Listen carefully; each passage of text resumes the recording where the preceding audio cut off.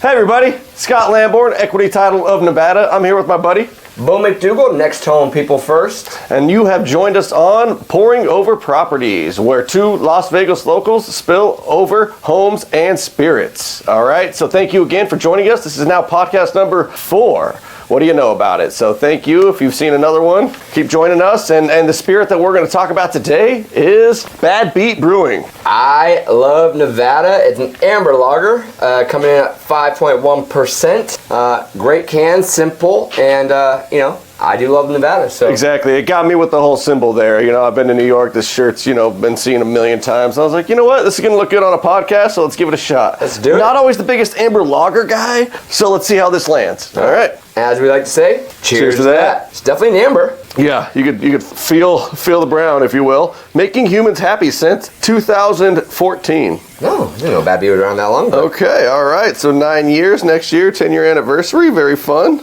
Oh, I love that. It's got a little poker chip on it. It says 16 ounces of home sweet home. Ooh. All right, so today we're going to talk about some of the great investments and projects that are coming into the Las Vegas, Henderson area, mainly Southern Nevada, because that's kind of where our footprint is. And, Scott had brought this idea to me because he had been listening to some information about just how much investment is coming into Southern Nevada. What's the total number of investment that we were talking about? So I follow a lot of podcasts, big YouTube guys, you guys probably understand. And what really brought me to this topic was the fact that I thought nobody was investing in commercial anything. Everything that I hear, everything I read is commercial real estate's dying. Nobody wants to have anything new anywhere. And then they brought up a stat, and it was, hey, top 10 cities where big money is parking their money with investments. And one city stood out, and this is top 10 cities, not states, no, top 10 cities in the USA. And Vegas ranked number 7 on that list, which kind of blew my mind. I know that we are expanding, but being local, we always hear about all this expansion going on. You don't know how that compares to necessarily every other market across the US. So seeing that we're number 7 on that list was pretty exciting and got me, looking into exactly what is coming to Vegas. I know about the sports teams because I'm a big sports guy. I know about that, but what else is attracting investors to really look at Vegas as a place to park some of that money? One of the things really cool is, Scott and I are both born and raised in Vegas, and we can tell you about the expansion we've had and the expansion over the years and as we move further and further out of the center of the valley. But now they're kind of building and redeveloping the center of town, and you don't see as much expansion out. There is still plenty of expansion out, but there's some cool stuff that's happening inside the city we'll talk about that is really bringing really cool and interesting things to Las Vegas. And they always talk about diversification of our economy, and these projects don't necessarily do that, but as we build out some of these developments and cooler things, I think it allows for other businesses to see us as an opportunity to move here, and we'll start diversifying the economy. I would totally agree with that, for sure. And really, I think what really kind of spiked everybody's interest was the success of the Vegas Golden Knights. As sports teams, we've talked about going to Vegas forever. I mean, I've lived here for now 36 years, and we talked about having a sports team. But we weren't loyal, remember? For all 30, yeah, that was the problem. Where's the fan base going to come from? Who's going to buy those tickets? That seems ridiculous when you have the Las Vegas Strip that has 1 million shows going on tonight. Well, 1 million shows isn't a sporting event. It's a totally different kind of demographic that's going to go to that. And it's not just that, like, Las Vegas locals, we're here, we're supporting the Knights, we love that. But it's people want an excuse to come to Vegas. I don't want to really necessarily go to the Cleveland to go watch a baseball game when Vegas would be an option. I think I'd rather call up my buddies and say, let's meet in Vegas instead of Cleveland, or probably I could name. Well, I think someone explained it best. I was at a few conferences the last couple of weeks, and they're like, do you guys ever have a home game? I'm like, yes, kind of. When a team that maybe isn't from a nicer part of the country comes to the town, they can't come. But if it's a New York Rangers come to the Vegas Golden Knights, oh my gosh, the amount of jerseys, the ticket sales, and how expensive those tickets are really increased. Any Canadian team, oh man, they can't wait to get themselves to Vegas, and we see those ticket prices go up just a little bit. And of course, the good teams as well, we see that. But to that point, Vegas Golden Knights, we averaged the highest selling hockey ticket last season. Let's cheers to that. Cheers to that. That is insane. All right, well, on piggybacking off that, well, guess what else happened? We were in the top 5 of highest priced NFL ticket, and it might even be in the top 3. I just don't have that number in front of me. No, I think Colorado is now in the highest priced NFL ticket. Really? Colorado? Denver? No. Colorado Buffs. There you go. I think that was a factor, right? Like their ticket Really? prices are higher than the average of NFL tickets. Really? Yeah. They must have a smaller stadium, and Deion Sanders is a freak of doing some nature. stuff. Yeah. All right, so let's start with the most, let's say, obvious project that we've had in Vegas. Yeah, it's pretty obvious if you've ever come to Vegas. That's coming up.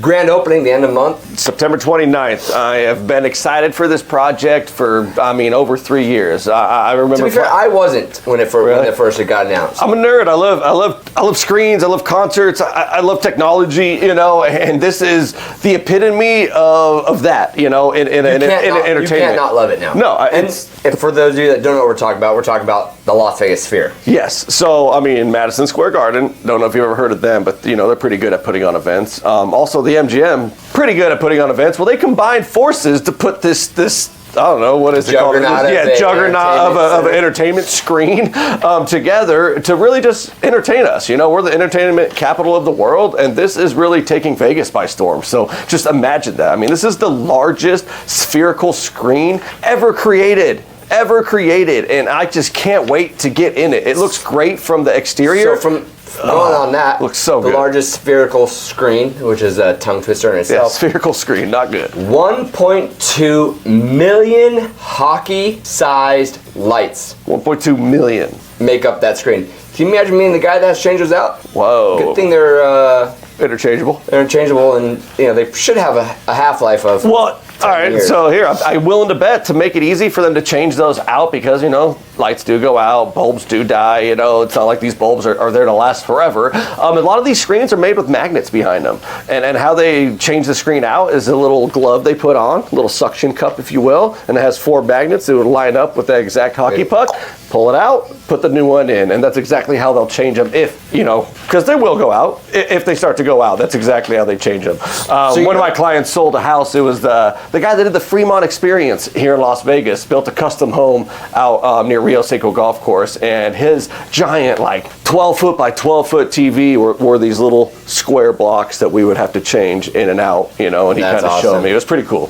So what I'm most excited about this particular property is, my favorite entertainer of all time is Garth Brooks, and so I went to the Allegiant Stadium opening of Garth Brooks. Got delayed because of COVID, and I was actually disappointed because the acoustics in Allegiant Stadium, which is a football stadium, is not made for music, right? It holds a lot of people. Yeah, you can see the little speck on the guy down there, but the Sphere was developed for acoustics. Yes. So how many speakers are in it? Do you have that number? I don't have that number. I'm willing. Okay, I want to say off the top of my head, I will fact check this by the time that this podcast is over. I want to say there's 170,000 speakers. Well, doesn't each seat have a speaker and effects and stuff like that? Almost like flying, they'll. So it's a full immersive event space, and what it means by that is it's trying to hit all senses. You got the visuals like we've talked about. You've got the smells. There's going to be different smells. Can you smell the sweat of the entertainers as they're up there entertaining you? You know what? I'm hoping that's not. the only smell I can think of is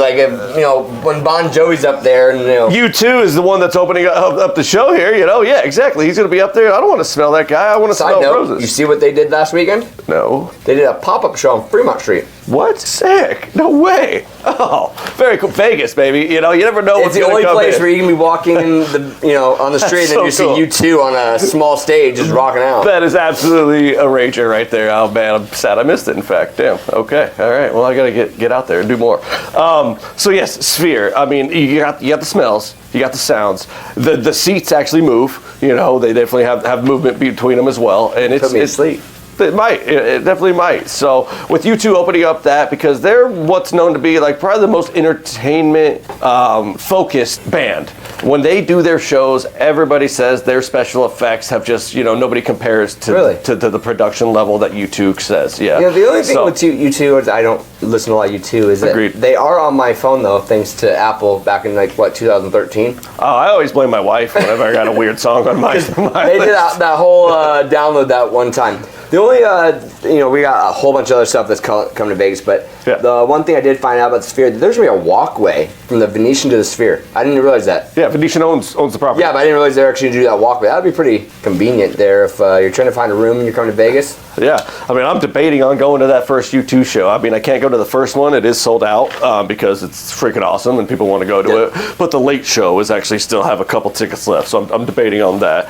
And it's not just concerts. Like, what else is the Sphere going to host? There's all sorts of shows. So what the Sphere is really focusing on... Can you imagine a circus show, like a Cirque du Soleil? Yeah, that'd be so fun. Imagine that with all of their action. You get live performers, and then in the screen, it almost makes them look like they're even going higher than you think, almost jumping out of the earth, if you will, because that's what a lot of these artists are creating for the Sphere, is that these visual shows and experiences. Like, I mean, you can go in the middle of the desert, be in Antarctica, you know, and it's not just that. You're going to be like on this drone flying around, actually moving, kind of feeling that cold air, seeing the glaciers, all this sort of immersive events. And of course, we're just talking about it because I haven't experienced it myself. But trust me, we'll have a podcast. Yeah, not yet, because there hasn't been a show yet. But I will definitely be going, and I'll definitely give my feedback on this podcast once I do go to one of those, because I'm excited to experience it for sure. So that's the Sphere. I know we spent a lot of time on the Sphere, but man, it's pretty badass, it is so cool. I mean, like I was mentioning earlier, in 2020, so the year of COVID, which seems like an eternity ago, I was playing the Wynn Golf Course with my boss, and this thing was being built. And he's like, "What is that? You think that's going to be fun?" And I just couldn't stop raving about how exciting of a project it is. So to see it out here, I actually just had a client of mine, or a client of one of my clients, move locations from one of the best penthouses in Las Vegas, because they couldn't see the Sphere, to go build a spec home in Henderson to see the Sphere, because it is the most dynamic piece on the Strip. You can see it from... The skyline has been changed forever, and everybody's a little bit envious of the Sphere because, man, it does look badass. It does. Especially the eye. I like the eye. Oh, all of it. I mean, America, I mean, everything. When it looks like a globe, I can't wait till Christmas time and all the tricks they'll be able to play with that. Or Halloween, jack-o'-lanterns. I mean, there's going to be so much fun that they can add with it. Yeah, it's endless. It's endless. All right, it's so fun. Yeah. Well, that's exciting. So what else we got? What else is coming? All right, so I'm a Henderson guy. So is Beau. We both kind of born and raised in the Green Valley part of Henderson, if you will. So I'm going to talk about just a Henderson project that I'm excited about. It's not just one. There's multiple projects going up in the same area of town, and that's over what we call St. Rose and where the 15 is. It's where the Raiders practice stadium is. Yeah. Just beyond that, closer towards the freeway, you have the M Casino. Well, the M Casino is spending over $250 million to build another tower. Pretty exciting there. Across the street from there, we have Marnell West coming into town and also building a whole new casino right across the street. So now that's basically two new casinos right over there. There's also a hospital, West Henderson Hospital? West Henderson Hospital. West Henderson Hospital, full-blown hospital that's really close to where St. Rose is. I would say within 3 miles, if not 2 miles from where St. Rose is. Going to be built there as well. St. Rose has been packed to the rims since it was built. Yeah, I mean they've done expansions. They just... Have you heard of Anthem? There's 40,000 people up there. True. Give or take. And then there's also something called Henderson West. So we have West Henderson Hospital and then Henderson West. And Henderson West has been a project that's been talked about for, I would say, 2 years plus now. You know, it's been a while. But this is going to be like a downtown Summerlin. They want to make it a little bit more high-end focused, which is different for Henderson. But it's going to have shops. It's going to have restaurants. It's going to have business offices. If I remember correctly from when they first launched this program, it's supposed to be a walking-friendly, pedestrian-friendly community. You can go from your house, townhouse, to work, to school, to entertainment, to parks. Like, there are all these interconnected pathways and bike paths and sidewalks. Big city-style living. In the middle of Henderson. In the middle... In the outskirts of Henderson, kind of, you know? Well, like, you hear all these expansions going on over there, that's because there's land. You know? It's got on the outskirts, but there's a ton going on over there. Even Haas Automotive, which I don't know if anybody knows what they build, but they build basically giant machines to make products quicker, virtually. They spent $350 million in that same area to build a new automation plant over there. Because it's convenient. There's Henderson Airport right there. Their executives can get in and out. Exactly. So lots of expansion in the Henderson world. It's crazy. I love it. Yeah, I mean, that's where all the Raiders and Golden Knights flying out of. Right? I mean, all this stuff going on with the Raiders. I forget that defensive end that got locked out of the workout facility and now he won't show up. Chris Jones is his name? I'm horrible with sports player names. Yeah. I'm really doing good at my fantasy football, though. I'm 2-0. 2-0? Mm-hmm. Whoa. Hey, we'll do a recap on that in a few weeks. Thanks to Dallas defense. They've been really keeping me alive. 34 points my first season. Wow. My first week. First week, yeah. Yep. No, that's going to win you most Just let you know, I did a lot of research to pick Dallas defense. And just, we're Vegas locals, so I have to admit, on my fantasy team, I did draft Devonta Adams over another guy I kind of wanted, just because I wanted to watch the Raiders. I'm a San Francisco 49er fan, so now the Raiders games are a little more exciting when you got Devonta on your fantasy team. So I was a homer on my fantasy lineup. Just I'm a homer, period. All right, so let's talk about what else is going on. This is a quick development. I really think it's going to be cool, just because I missed the old Hard Rock Casino. Hard Rock Casino, as we know, turned into the Virgin. They classified it, non-classified it.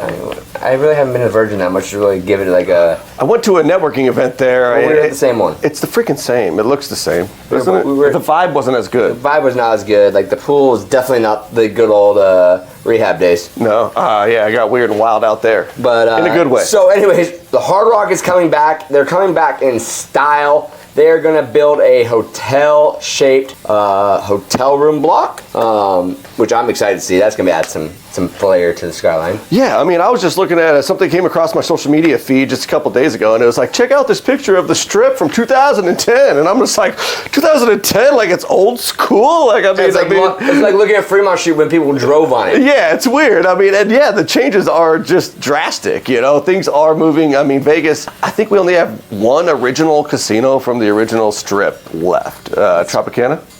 Tropicana, maybe. Maybe Flamingo. That's going away. So we got two. Yeah, I think Tropicana's going away. That's a good segue. For one, Hard Rock's going to go in the place of the Mirage.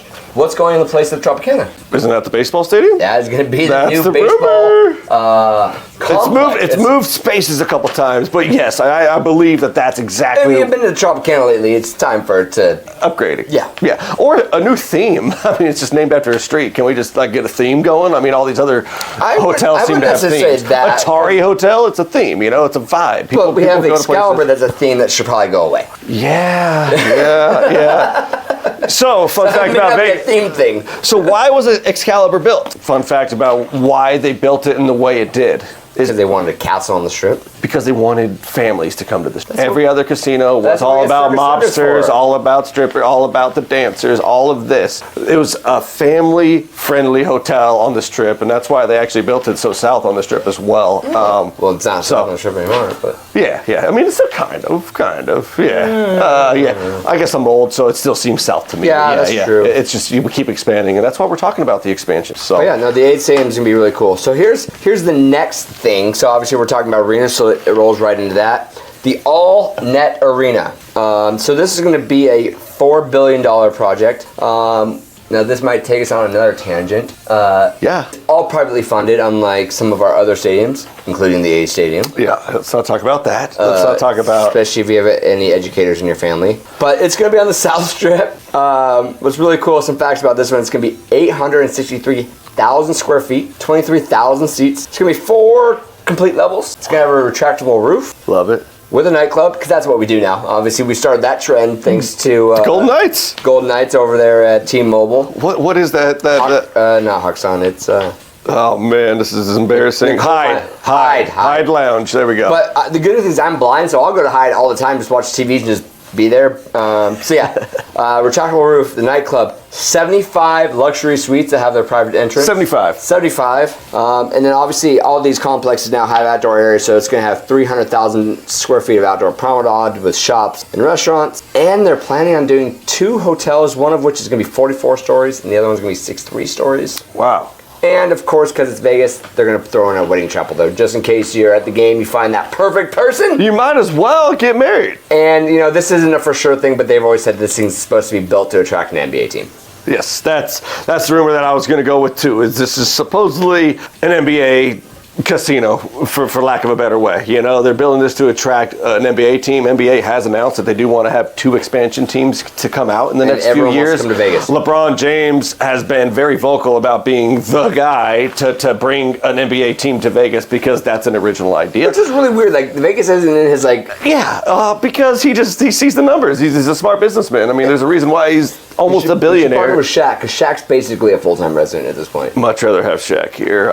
He is here. Yeah, He I know, works out but like, I'd part-time. much rather have him bring the team here. Yeah, I'm I'm sorry. just walking to the gym and I get mad as a big man. I have not ran into Shaq. If I did, I'd probably jump on his back and be thrown down because I'm just that excited and that much of a fan. When I saw Frank Thomas at Half Shell back in Henderson one day. Half Shell. What about throwback there, right? Like, Two-story plays. so fun. On Eastern, there was one in Kentucky where I lived. It was great. Dottie's, which that really took a fall from Very sad, very sad. Let's not talk about that. I'm not trying to talk about one in that. Henderson I was talking became about a, me and Frank Thomas. It was me and Frank Thomas. We were hugging, and it was so exciting. I actually wore the number 35 on my baseball all-star team in memory of Frank Thomas because we grew up watching WGN, Chicago White Sox, Chicago Cubs, and TBS with the Braves. So anybody on those three teams. Isn't it strange that here in Vegas, like, we had the Chicago network? Yeah, WGN all day. Like, that was like our team. Like, we had the Bulls. Like, we could watch everybody. Well, I would watch Family Matters on that. Oh, yes.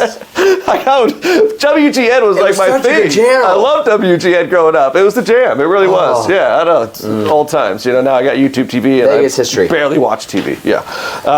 So I want to talk about a residential project that's actually happening here in Henderson, just because I personally think it's really cool.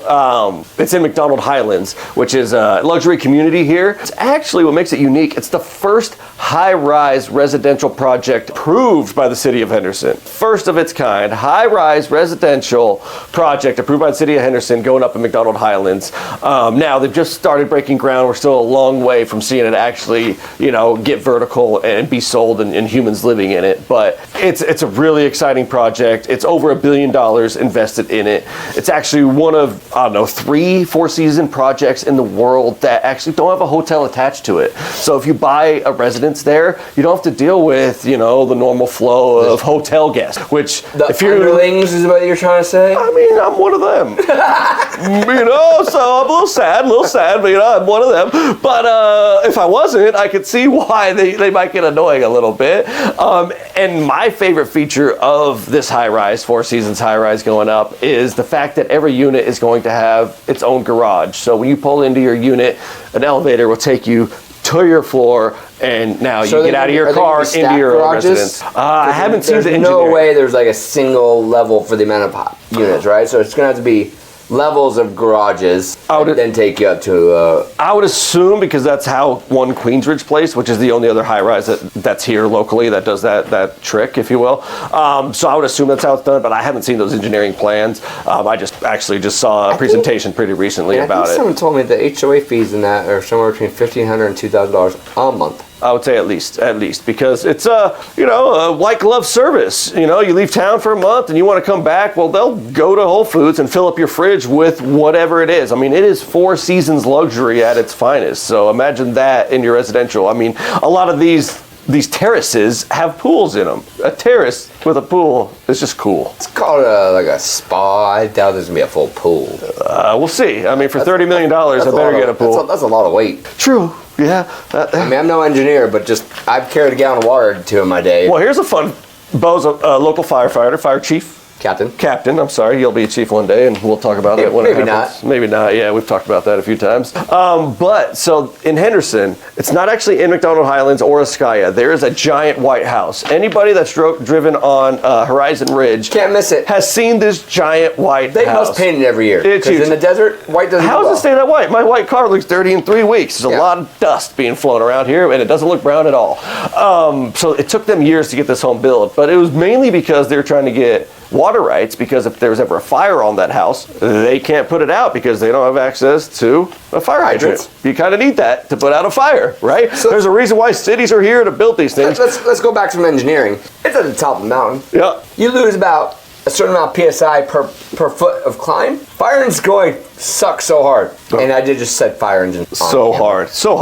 He ended it with the so hard, sorry. So yeah, a lot of times, a lot of these places, fun fact, like a lot of the hotels on the Strip, hotels on Fremont Street, by code you have to have a secondary water source that's outside the municipal service. Because they might not have enough because their properties are so big. If something breaks or something like that. Okay. It's not necessarily for because the secondary sources don't have to be enough to put out the fire. But generally speaking, they're the pools. So I bet up there they kind of did a thing of they use the pool as some sort of container for the water. That's exactly it. And the crazy thing is engineer guy. And if like they go like it's pool cleaning day, technically speaking, they should have to call the fire department and say, hey, we're draining the pool today. We're not going to have our secondary water source in because we get that for the hotels. So, wow, I bet that is 100% a fact because that is the scenario of this home, and that's where I was going with this. If you look at an aerial map, because we all love Google Maps, the footprint of the pool is actually bigger than the footprint of this ginormous house, which is nuts because it has to hold enough water to be able to put out a fire to Beau's point right there. So also fun fact, we'll do the fire fact. It is now law, or I guess regulation in all cities and counties within Southern Nevada that new homes have to have fire sprinklers. Oh yeah, okay. So Henderson did it, Vegas did it, but now Clark County does. So any new home, you're gonna see like little caps in your home. People always ask me, we have them in our house, they're like, what are those? Are those speakers? What's going on here? I wish they were speakers. Love music, but they're not. They are for water. But my insurance was a little cheaper because those were installed. We'll see how long that lasts. Also, I don't think that's going to last because when those PVC pipes in the ceilings are leaking, those insurance claims are going to go up. Okay. I don't know if you've ever done landscaping before, but that PVC doesn't last very long. Oh no! I fix freaking leaks all the time. Your house is new. Oh, I know. Well, because they don't use PVC, it's even worse. It's like these little skinny plastic little tubes, and they always pop out. That's your drip system. The drip system always pops out. That's your dogs. I'm fixing drip systems. They don't pop out. That's your dog. No, my dogs don't dig. They don't dig. They just got a nip. They pee and poo. Oh, okay. Anyways, but yeah. So the only other project that I have on my list of fun projects is called Blue Tech Park in Las Vegas. It's going to be supposedly built over Las Vegas Boulevard in Cactus area, which is also South Strip. Fun. They're saying this is going to be $7.5 billion of private investment. Okay. They're going to call it a mini city. Mini city. Yep, luxury residential, workforce housing, office, retail, entertainment, and a hotel. It's currently in the planning stages, but we'll see. It sounds like they're doing a lot of these. I think back in the day, so remember, Green Valley was the first master plan community we had in Southern Nevada. Okay. Then we had Summerlin, McDougall, Highland Ranch, Anthem. But like Green Valley was the first. So I think these mini cities are gonna kind of pop off like master plan communities did back in the day. Well, there's a lot of sales points to that because I live kind of on the outskirts of town, Kentucky, like we've mentioned before, and I have to drive in to go to a good restaurant. If I could live in my same house, but all of a sudden have 7, 8, pretty good options and diverse options for food, that's a little bit more exciting and more appealing, which usually drives up prices and drives up demand, all at the same time. So I definitely love that idea for sure. Well, I think this is a good podcast number 4, Pouring Over Properties. I hope we provide you guys some great information of why Vegas is a place to be, just not now, but into the future, and kind of where the money is going to. Yeah. If we're investable, that's obviously a good sign. If people that have billions of dollars are investing here, you know what? I'm going to pay attention to that. Exactly. Well, I appreciate you guys coming. I'm sure Scott does as well. We can't wait for podcast number 5 coming up. I say cheers to that. You guys have a great day. 1, 2